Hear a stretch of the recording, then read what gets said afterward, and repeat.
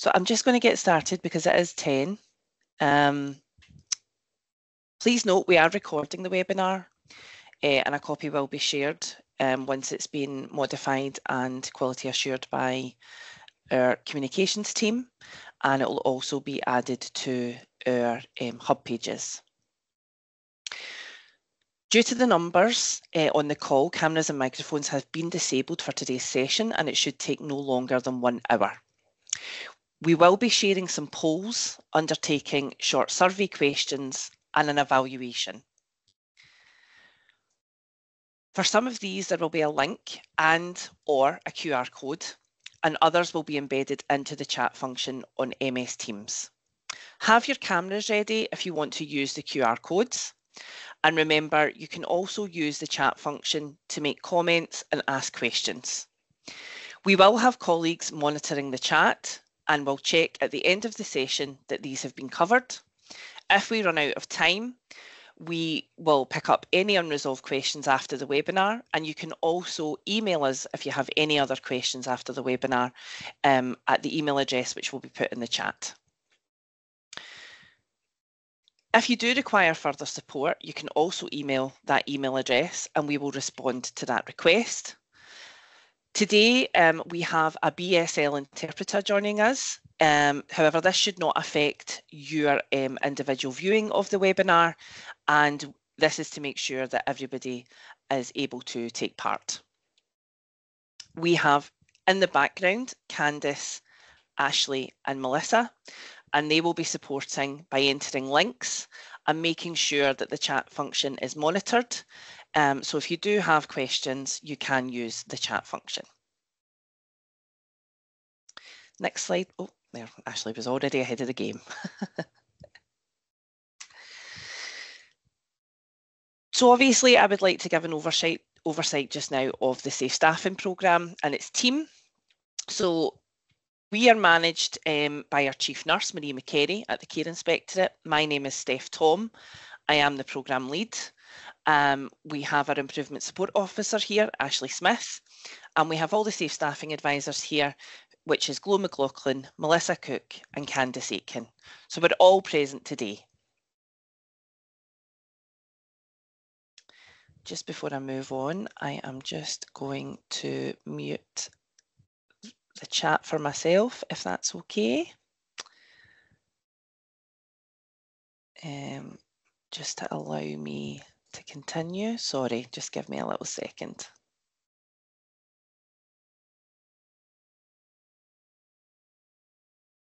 Great, thank you.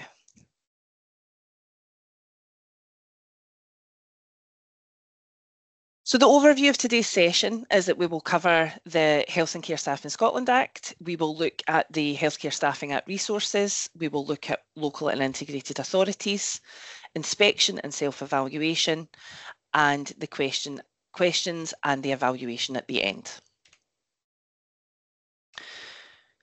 We want to start the session by saying that we understand that there are, multiple pressures on social care in Scotland at the moment.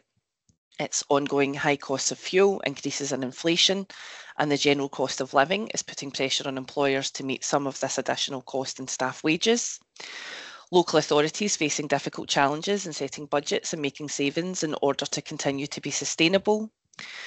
The difficult wider economy and financial context impacting on budgets for local authorities and social care. Concerns around UK immigration policy and the impact that this is having on recruitment and retention in the sector, an ageing population that may demand more from services, and an increased competition for working age people in the labour market. We're all fishing in the same recruitment pool, for example. So we understand that there are issues here, and we want to make that clear from the outset.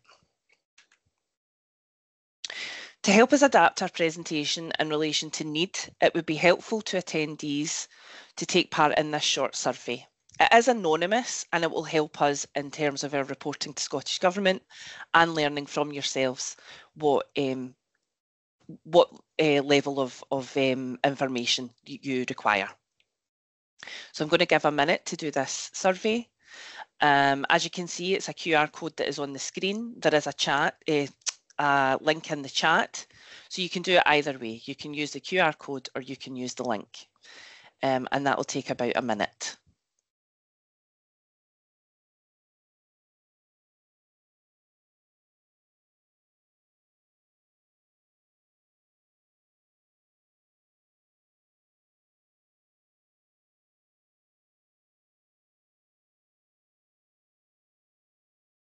So if everybody can complete that poll, that would be fantastic. As I said, the QR code is on the screen, or there is a link in the chat. You can use either one. It is anonymous. We do not get anyone's name or details against it. So you can, of course, answer it whichever way you would like. So I'll just move on now, but you can go back to the poll if you would like. So this is our objectives for 24-25, and last year saw the Safe Staffing Programme focus on sharing information on the Healthcare Staffing Act across all services and organisations. We held close to 500 different events in a range of ways from online to in-person events, and over 7.5 thousand people attended these. We will shortly provide a quick overview of the Act. However, we feel it's important to highlight our end-of-year report for 23-24 is now available, and we look forward to the implementation of the Act as well as this year's objectives for the Safe Staffing Programme. As you can see here on the screen, that is our 4 objectives for the next year. It's to ensure governance arrangements and reporting are in place, to comply with the legal and regulatory requirements, to continue to increase stakeholder engagement using all our media platforms and resources embedded to the HCSA, review and update existing supporting guidance and agree a range of core assurances that will continue to support stakeholders beyond enactment, and explore how compliance with the HCSA can be reported in terms of the Care Inspectorate's RISE functions, reporting and data collection processes. There are 4 parts to the Act. Part 1, the guiding principles, and Part 3, staffing and care services, are most relevant to social care. Chapter 3A for services using a staffing method in care homes for adults only. Part 2 is only for the NHS. And Part 4 is where we find general provisions which give powers to the Scottish ministers around enactment of the legislation and to make amendments as necessary. All care services have a duty to follow Part 1, the guiding principles of the Act, and Part 3, which includes Section 7, which is appropriate staffing, Section 8, staff training and qualifications, and Section 10, subsections 1 and 2, having regard to any guidance issued by the Scottish ministers. And there is also a caveat about the development of staffing methods and tools in Chapter 3A of the Act, applicable in the first instance to care homes for adults, and then other services as ministers may instruct in the future. The 2 main purposes of the Health and Care Staffing Scotland Act is 1A, the main purposes of the staffing for health and care services are to provide safe and high quality services and to ensure the best care outcomes for people who use services, and insofar as it affects either of those matters, the well-being of staff. Obviously, we are aware that there is a connection between staff and people's outcomes, and this is not news to anyone. This has been around for quite some time. Part 1B is where we have the 8 guiding principles, and we know and appreciate the care sector work towards these principles, and you will have undertaken self-evaluation to demonstrate and capture evidence to support compliance with the Act under these principles.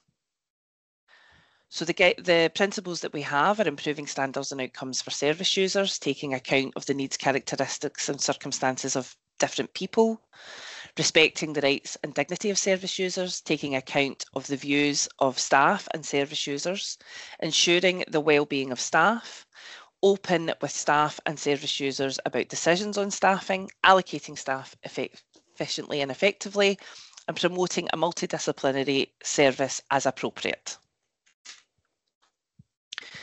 Part 3 of the Act places a duty on care service providers to ensure appropriate staffing and covers the training of staff. This was previously covered by Regulation 15 in the Scottish statutory instruments. Regulation 15, as of the 1st of April this year, was repealed. Inspectors are now inspecting against Part 3, Section 7 in terms of appropriate staffing, and Part 8 in terms of training of staff in the Act. So in the Act, it is Sections 7 and 8 of the HCSA that are enforceable. What is meant by a care service, and specifically what care services does this apply to? A care service is defined in the Health and Care Staffing Scotland Act 2019 as a service mentioned in section 47.1 of the Public Services Reform Scotland Act 2010.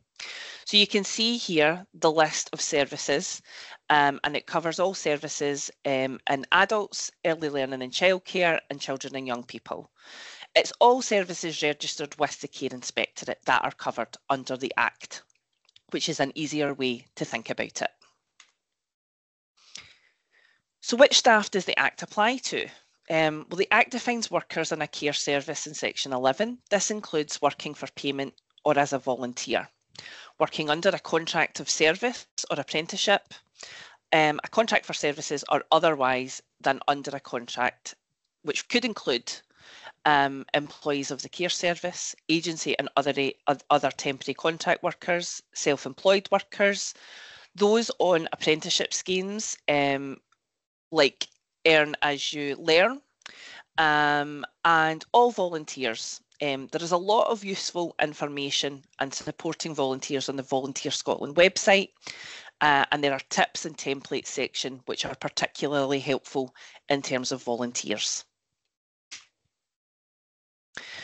We have spoken about the connection between staffing and people's outcomes and the genuinely new principle in law about ensuring the well-being of staff. Improvements in staff well-being will lead to increased productivity, improved performance, a sustained workforce, better attendance, improved satisfaction, an increase in morale, making staff more likely to turn up, be engaged and work more efficiently, and enthusiasm spreads. This is more likely to bring about the thing that we are all working in social care to do, and that is to improve outcomes for the people we support, which is one of the main purposes of the Act. Also, the statutory guidance for the HCSA states when judging whether a service is safe, safe does not mean no risk. Depending on the service, safe may not even mean low risk. Risks are an inevitable part of all health and care services, and in many services, for example enablement, a level of risk is required and needs to be managed by both service users and staff to support people to achieve outcomes. Positive risks, as defined in the Health and Social Care Standards, mean making balanced decisions about risks and benefits, and recognising that risks to safety are inevitable and can sometimes have a real benefit in the results that you see for the outcomes for people. Staff deployment has the greatest impact on providing high quality standards that bring about the best outcomes for people. Staff skills are matched to the needs and choices of people using the service. This could be something as simple as there is a person you're supporting and a staff member who both love to sing, and this could make both a positive difference to both parties. And staffing is flexible to suit the needs of the person, for example, hospital appointments or social outcomes. So allocating staff effectively and efficiently can bring about all these things. And these are actual examples from the sector when we were doing our webinars last year. The legislation does not impose specific staffing levels, so when determining what constitutes appropriate staffing levels, Section 7 of the Act tells us that care services should consider suitably qualified and competent individuals in such numbers for the health and well-being of people, the provision of safe, high-quality care, and insofar as it affects either of those matters, the well-being of staff.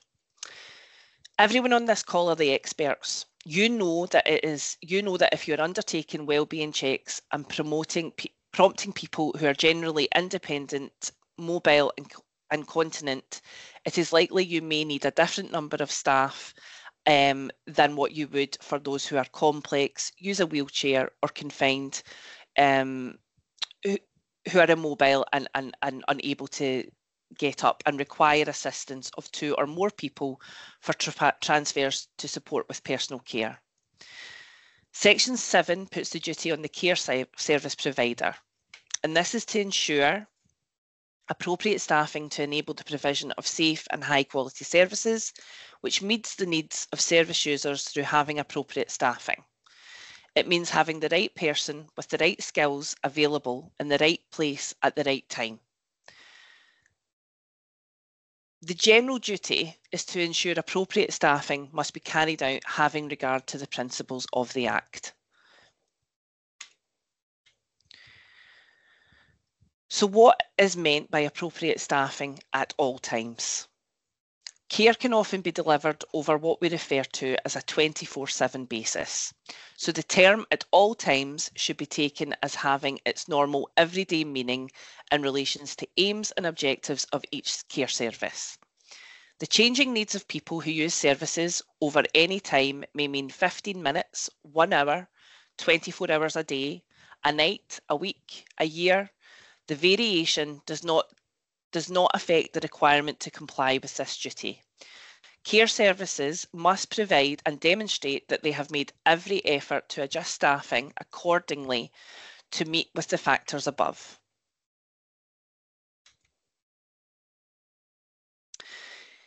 Here we have an example that this is an actual working example that we were given last year by a service who had implemented a professional judgment tool. So this example helps to demonstrate how a service has made efforts to adjust staffing in accordance with the many variable factors and the potential and actual risks around staffing. This can help with decisions about staffing and any impact this may have on people receiving a service. It can also help identify the minimum levels for care staffing and capture professional judgment, as well as providing a record or evidence. This can be used along with handover reporting, staffing allocation, and for the allocation of visits in home care or housing support as a planned template for runs. Section 8 of the Act states that any person who provides a care service must ensure that individuals working in that care service receive appropriate training for the work they are to perform and suitable assistance, including time off work, for the purpose of obtaining qualifications appropriate to their work. Here are some facts around the workforce. The size of the social service workforce rose slightly in 2023. And it had an increase of 0.6% since 2022. The social service workforce makes up approximately 8.1% of all Scottish employment. This increase was driven by the housing support care at home and nurse agency subsectors. The whole-time equivalent measure of the workforce is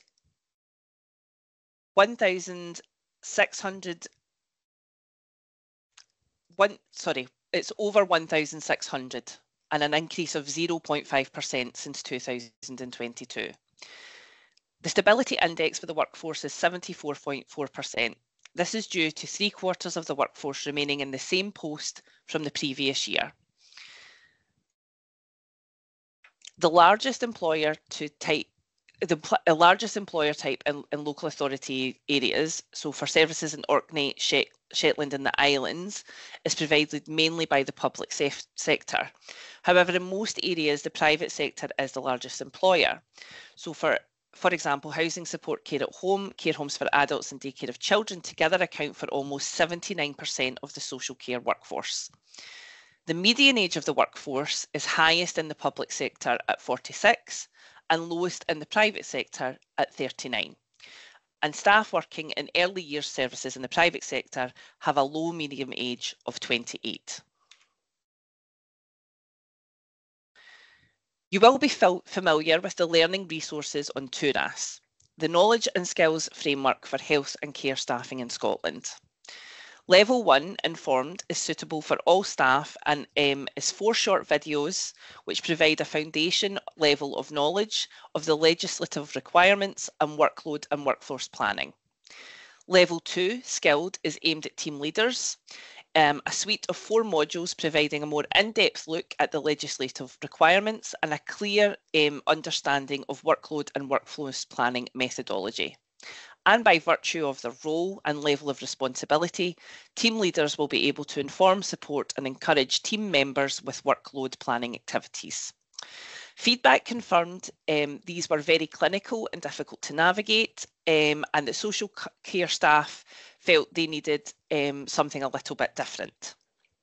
The enhanced level aimed at manager is now available, and work is continuing by HIS to improve the resources with input from the sector. At this time, expert level has not been released. We had added a question about this to the annual return last year.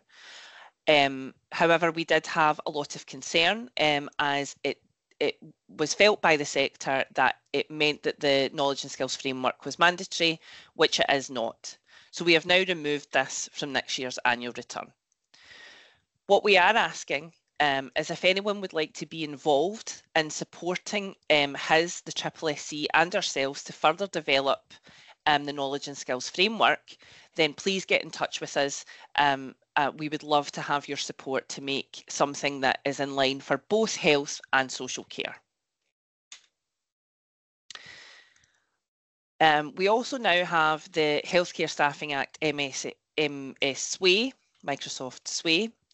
A learning and education resource has been developed as a collaboration between the Act implementation team and Scottish Government, the NHS Education Scotland, HIS and the Care Inspectorate, along with the SSSC. And this builds on the information shared in webinars in June last year. The SWAY provides an accessible resource that enables users to learn about the guiding principles and different duties within the Act. The user, unlike the formal modules in TURAS, can navigate through the additional relevant learning resources available on different websites through the links. The information and detail within this resource will continue to be enhanced and updated to reflect the emerging needs in any service, including specific resources for colleagues working in social care, and it is made using a SWAY technology, and we will put the link in the chat now. We also have lots of other resources to support the care sector. If you go to our hub pages, you will find posters, quick guide cards that we did create quick guide cards which were given out at regional events to participants, and we made that into a SWAY which you can find on the hub. We also do have some of these cards left, so if you would like a set of cards, please do get in touch with us at Safe Staffing and we can send those out to you. We have an FAQ resource which has been developed, and we have information series guides, and we also have made it that each hub, each sector has their own hub page which you can go to find information specifically for your sector type. So we are just going to pause just now. And hopefully you found this quite interesting to begin with, and we hope that you're comfortable and confident in accessing the Safe Staffing Hub. So to try and get some information about how you're finding it, which we are keen to hear, we're going to put up a poll in the chat. Now, this poll is anonymous, so take some time and have a think about what resources work best for you. And if there is any information or resources that you feel would be useful, please add your suggestions to the next short survey, and you will be able to see that in the chat.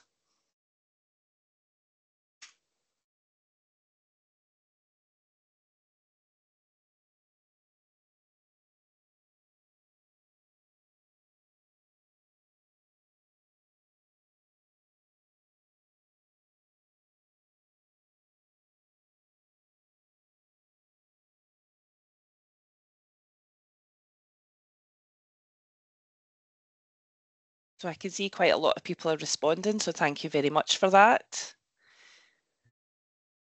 We will take this information and we will try and theme it and make sure that that is also added to the hub with the webinar and the slides.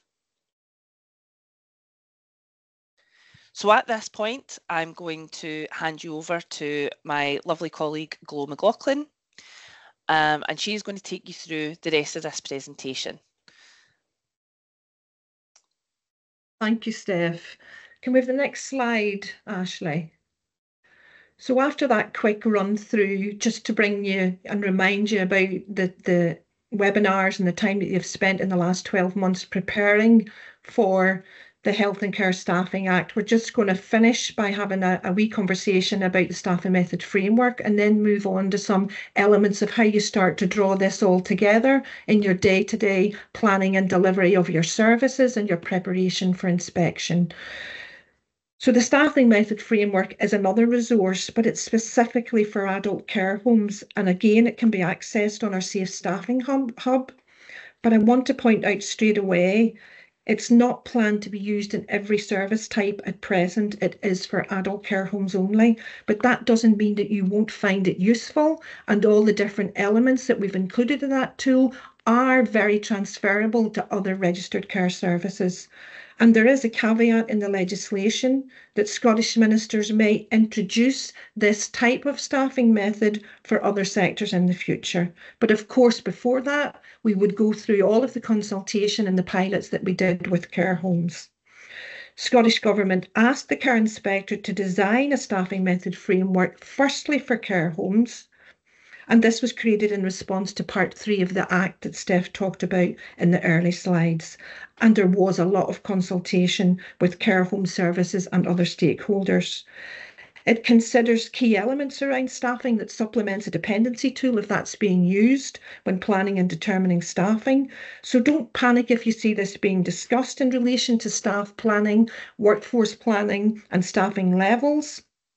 It sets out a framework or a process that could be followed to determine appropriate staffing and that that's in place in any particular setting.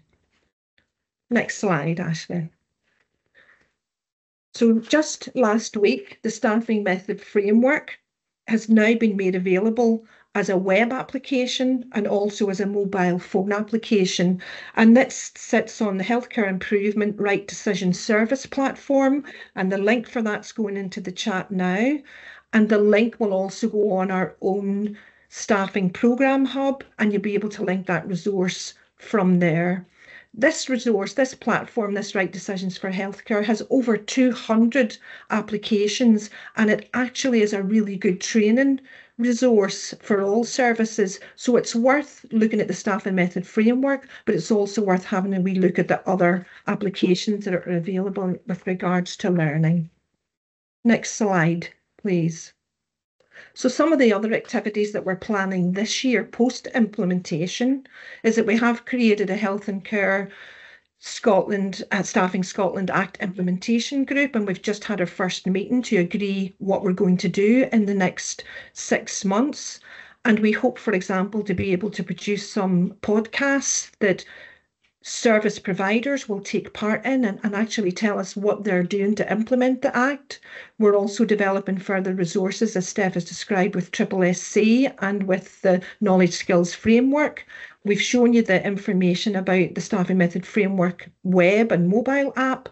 And the other thing we're doing is actually data mining our own inspection reports. So as you are inspected in this inspection year from April 24 to March 25. Every month we're pulling down the data from the inspection reports, looking to see where the Act has been used in areas of improvement and in requirements and in enforcement, so that we can report back to Scottish Government on the impact of that. Next slide, please.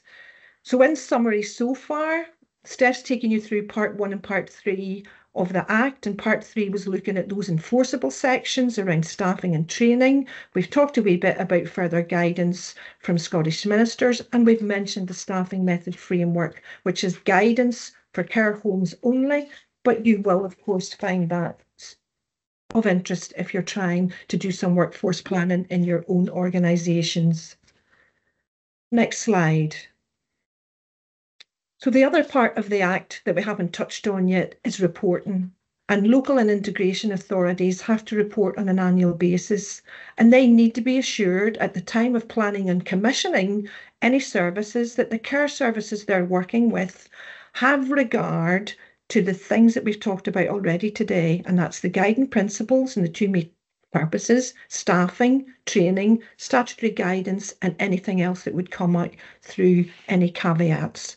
But they've got two main questions that they've got to report on an annual basis. And this will be of interest to you because there'll be no doubt you will be tendering, doing commissioning, being on approved providers lists, and maybe even some out of contract purchasing, some spot purchasing. And it's just so that you understand what mechanisms there are around reporting behind the Act itself.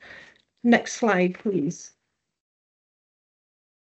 So reporting question 1, and this is for our local authority and integrated authorities, and we'll just talk about HSCPs to shorten that down. So they've been asked in question 1 to detail the steps taken as an organisation to comply with all of those parts of the Act that we've just gone over. So they have to be sure, if they're going to commission a service, that the providers they commission with have regard for the guiding principles and appropriate staffing and training and any future guidance. So again, you can see the link between what you're being asked to deliver and again, what they need to be sure of if they're going to plan, commission and go into contract with services. Next question, next slide. So the second question says, please detail any ongoing risks that may affect your ability as a partnership, as an integrated authority, to comply with the duties set out. You should detail any risks as a partnership that you have encountered in planning or securing services, particularly anything that would affect the partnership's ability to comply with those requirements around assuring themselves of your ability to align yourself to the guiding principles and the two main purposes, staffing and training. So, for example, you may have had difficulty as a partnership when you're commissioning and accessing particular services with regard to the duties, staffing and training, and that might be because you don't have information about that service. You may have incurred potential risk when you're planning services if there's a shortage of providers in a particular area or a limit on the types of providers that a partnership may wish to go into a contract with. So the range of different care services and the types of contracts, agreements or arrangements may have made it difficult for partnerships to incorporate requirements into the Act. And that could be very short term if something comes up that's been assessed for a service and the partnership don't have a current commissioning relationship with someone, they may have to purchase that contract outside of a formal contract, and we would have referred to that as spot contracting. Next slide. So every partnership has to have regard of the same factors when they're commissioning as you do as a provider when you're delivering.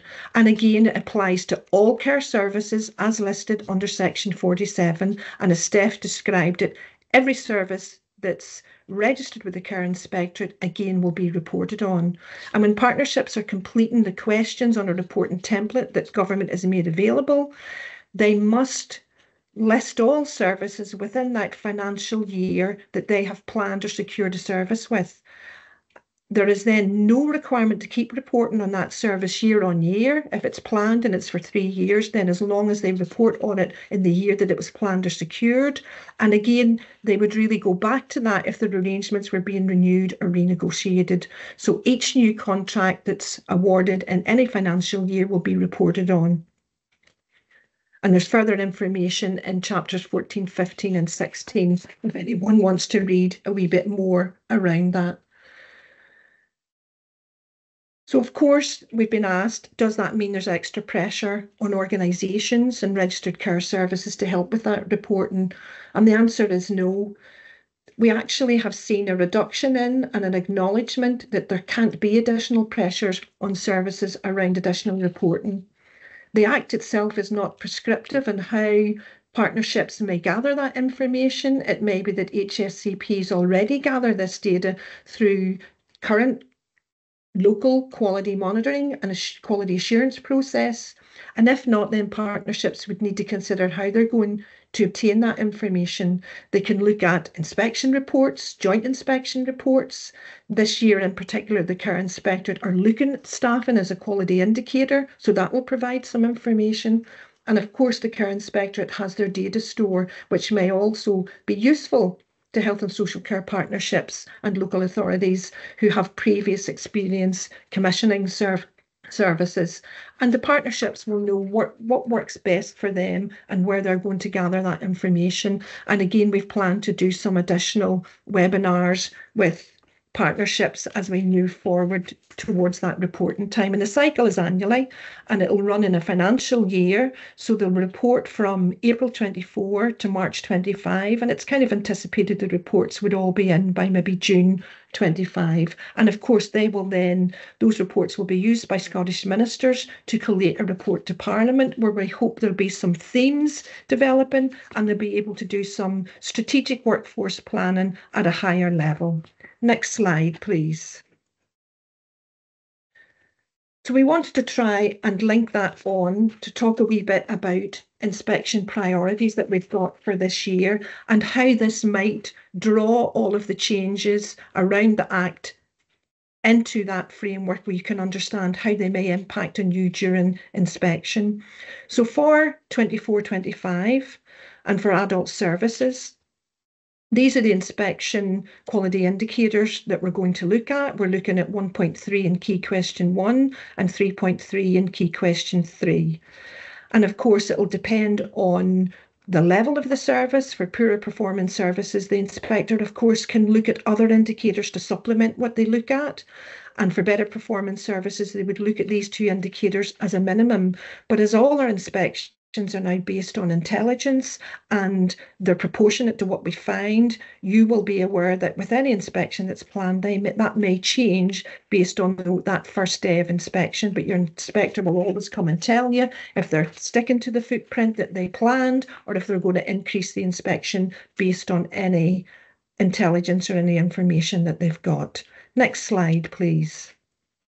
So these are the quality indicator framework and the key questions. And you can see the quality indicator 1.3 is about people's health and well-being benefit from their care and support. And that links to the guiding principles and the two main purposes around safe care and good outcomes for people. And of course, 3.3, staff and arrangements are right and staff work well together. And you can see there is a link there to the Health and Care Staffing Act.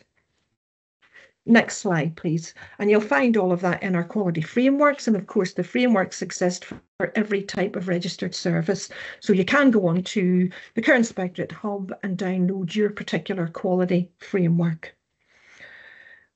At every inspection, we do assess what we call core assurances, and these are also in the quality frameworks for each inspection type. And during inspection, if we did have any concerns arising from the assessment of any particular core assurance, we would consider evaluating the relevant additional quality indicator for that core assurance. So we may come in and plan to look at 2 quality indicators, but as we always look at the themes around these main core assurances, this is what would give us the information and that evidence to consider whether or not we want to bring in another quality indicator. So that's the proportionate approach that we use to carry out the inspections with the core assurances and sample, and then decide if any further scrutiny or evidence is required. And at the bottom, you'll see I've added in a new staffing core assurance. Now, this is new, it's in place, it's in the inspection guidance for inspectors.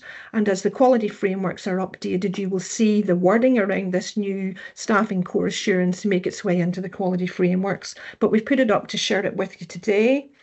And it says the numbers, skill mix and deployment of staff are determined by an effective process of continuous assessment featuring a range of measurements that are linked to quality assurance. And that's the new staff and assurance that you'll find going into the quality frameworks, and we're using that currently in this inspection year. Next slide, please. So we first began discussing self-evaluation test inspections with providers at the start of February 24 of this year. Since then, our colleagues in methodology have shared regular information with all the sectors through provider updates, social media posts. And this has been done to support services to prepare for self-evaluation and ensure that the testing of self-evaluation and the core assurances was not a surprise in inspection. So Care Inspectorate and colleagues in methodology have been working with adult care services to develop their skills around self-evaluation and support the upcoming test where we will validate a service's self-evaluation during inspection. So there was lots of webinars which were attended by more than 800 people working in or providing adult care services before July of this year. And at these events, methodology provided practical support and advice to help services understand the process, as well as providing information on the plans for test inspections. Feedback from those webinars was very positive. We heard the information about test evaluation and core assurances was very clear. It was easy to understood, and people enjoyed the real life examples that colleagues in methodology provided. Next slide, please. Self-evaluation is where a service systematically examines itself, its achievements, its processes, to assess whether it's meeting its own stated objectives and outcomes efficiently and effectively. You don't want to wait until the day of inspection to have an inspector come in. You want to know in advance where your areas of strength are and where your areas of improvement lie. You don't need to have a separate improvement plan relating to the self-evaluation of the core assurances. We know that the core assurances are our driver to improve outcomes and minimise risk of poor outcomes, and this is why at every inspection we examine them. So core assurances are a part of every inspection except a follow-up, and you will be aware of them, and you know that we look at these at every inspection and look for evidence relating to them. The core assurances are the fundamental basics of a service. So services should know where their strengths and areas for improvement lie in relation to those core assurance. And this is what makes them a really good starting point for providers to think about self-evaluation if you're not doing it already. And we want services and staff and managers in services to be confident when undertaking self-evaluation and to be able to realistically reflect where they are in their services. So all adult services with an inspection that was scheduled between July and September of this year will have been involved in the test, regardless of SAT levels, evaluations or grades. And that test was to simply get information on what stage services are at with self-evaluation. Are they not doing it at all? Have they got an improvement plan that's based on self-evaluation? Or can we start and help them start with evaluating those core assurances? So it was about how well are you self-evaluating, and also how easy was it for inspectors to effectively validate the evidence that you held around your improvement plans with regard to the core assurances. So self-evaluation is something that services should not be doing just for the benefit of the Care Inspectorate. It is a tool to help you identify and evaluate where you need to target your efforts to get the improvement. We want services to be empowered and be able to do this well, recognise the benefits this can have for them, as well as the people they support. And you can see again that links back to those guiding principles and those two main purposes of the Act. Feedback from inspectors at the end of this process in September will help identify the next steps we need to take as an organisation to support services to adopt this approach on a wider basis. And we do understand the pressures, as we pointed out in that very early slide, about what's happening in the sectors on a day-to-day basis. So there is a phased approach to self-evaluation to support services in recovery and help you move forward on your improvement journey. And the list of the core assurances that I showed in the earlier slide is in the front of every quality framework for every type of service. And there is more information on self-evaluation and self-evaluation of the core assurances if you've not already got a wider self-evaluation process. And Candice and Melissa are going to put in the links for the toolkits which will support you and provide you with those worked up examples. And it also contains templates that you can use to support self-evaluation. But again, you don't need to use this. You may have something within your own organisation that you're already using. Next slide, please. So the testing is well underway. We're now in September. And at the end of it, it will help the Care Inspectorate to establish a baseline of where the adult sector is and the next steps that we can take to support services. We're hoping it builds trust and relationships that provide and support effective self-evaluation, and that gives us a footprint for proportionate inspection activity. And we want to encourage all services to complete core assurance self-evaluation in the first place and have an improvement plan in place. And of course, we know that you'll want to involve the people that use your service, families, friends and carers who use your service, the staff that work in your service, external professionals, stakeholders, visiting professionals, and providers can do this in whichever way works best for them. Next slide. And these are the links that Candice and Melissa will be putting into the chat now. And you've got there the link to pick up your quality framework. And this is the framework that every inspector takes out with them on inspection. They're available to you as providers, and you really need to link your processes around that so that you're aware of how we undertake an inspection. And of course, the self-evaluation guide and toolkits are there as well. Next slide. So this is my last slide, and it's just really a quick reminder. We've spent a lot of time in the last year talking about the Act. We're talking about self-evaluation, core assurances, inspection planning, the key indicators and the key questions that we're using. And there's one document that's really critical that you must have as part of your toolkit, and it's records that all services must keep. And that's the guidance on notification reporting, because with that evidence and with looking at core assurances, you already provide and create a lot of information around late visits, missed visits, accidents, records, infection.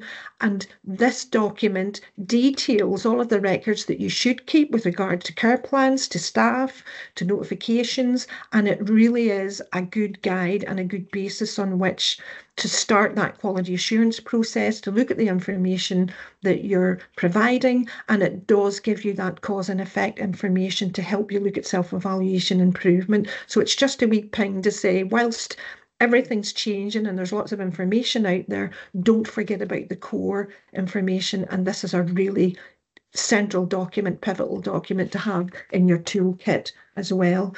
So hopefully that will have helped try and move you forward from the information about the Health and Care Staffing Act to what it means for you, how it might be filtered into your inspections, and the importance of it also in self-evaluation of the core assurances and the basis on which to move forward. So I'm going to hand you back to Steph now, just that she'll help wrap up and check if there's anything in the chat that we've not addressed. Thank you.